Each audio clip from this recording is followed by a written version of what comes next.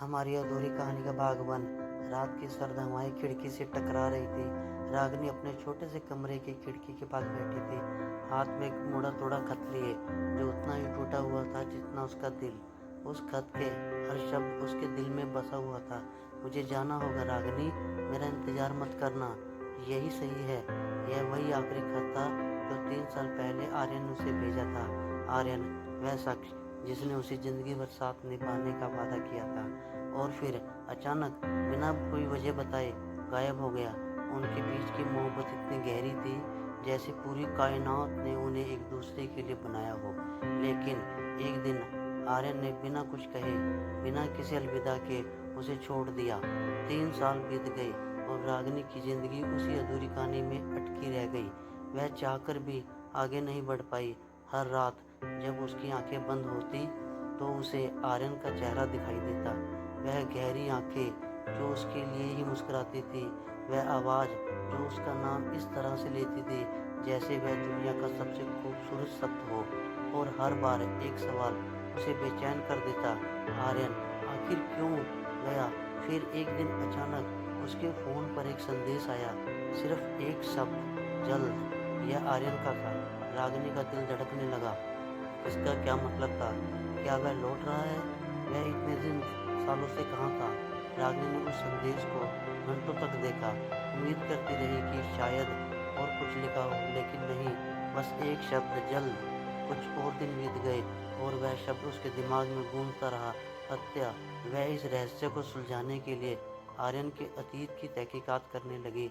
उसने उसके दोस्तों से संपर्क किया, उसके पुराने ठिकानों पर गई, यहाँ तक कि उसके परिवार से भी पूछा, लेकिन कोई कुछ नहीं जानता था, या शायद सब जानते थे लेकिन कुछ नहीं बता रहे थे। फिर एक दिन शाम को एक अजनबी पैकेज उसके दरवाजे पर मिला। वह छोटा सा पैकेज पूरे कागज में लिपटा हुआ था, बिना किसी पते के। पैकेज के अंदर एक चाबी थी और एक पर्ची। अगर सच जानना चाहती हो तो वहाँ आओ जहाँ हम पहली बार मिले थे, आधी रात को। रागिनी का दिल तेजी से धड़कने लगा। वह जगह जहाँ वे पहली बार मिले थे, शहर के बाहरी हिस्से में स्थित एक पुरानी वीरान किताबों की दुकान। वहीं से उनकी मोहब्बत की कहानी शुरू हुई थी और वहीं से वह अधूरी रह गई थी। आधी रात को रागिनी उस पुरानी दुकान के बाहर खड़ी थी, चाबी उसके हाथ में कांप रही थी। दरवाज़ा धीरे धीरे खुला और अंदर सिर्फ अंधेरा था। जैसे ही वह अंदर कदम रखी, एक हल्की सी रोशनी जल उठी। कमरे के बीचों बीच आर्यन खड़ा था। वह अब भी वैसा ही दिखता था, लेकिन उसकी आंखों में अजीब सा दर्द और थकान थी। तुम आई? आर्यन ने धीमी आवाज में कहा। रागिनी के दिल में गुस्सा और सवाल उमड़ पड़े। तुमने मुझे क्यों छोड़ा?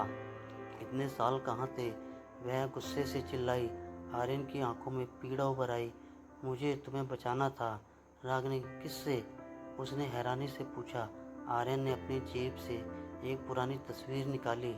उस तस्वीर में वे दोनों हंसते हुए थे, खुश थे, लेकिन उनके पीछे एक धुंधला सा चेहरा दिख रहा था। एक शख्स जो उन्हें देख रहा था, जिसकी मौजूदगी रागिनी ने पहले कभी महसूस नहीं की थी। इसी से आर्यन ने धीरे से कहा, मैं तुम्हारे लिए खतरा नहीं बन सकता था, मुझे तुम्हें छोड़ना पड़ा। बहुत कुछ है जो तुम नहीं जानती रागिनी। रागिनी कुछ कहने ही वाली थी कि अचानक पीछे से दरवाज़ा जोर से बंद हो गया। वह मुड़ी और एक अंधेरे साये को कमरे में आते देखा। वही शख्स जो तस्वीर में था।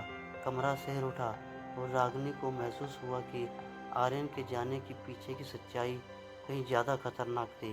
उनकी मोहब्बत की कहानी अधूरी थी, लेकिन क्या कभी पूरी हो पाएगी, या हमेशा के लिए हमारी अधूरी कहानी ही बनकर रह जाएगी? असल रहस्य अब शुरू हुआ था।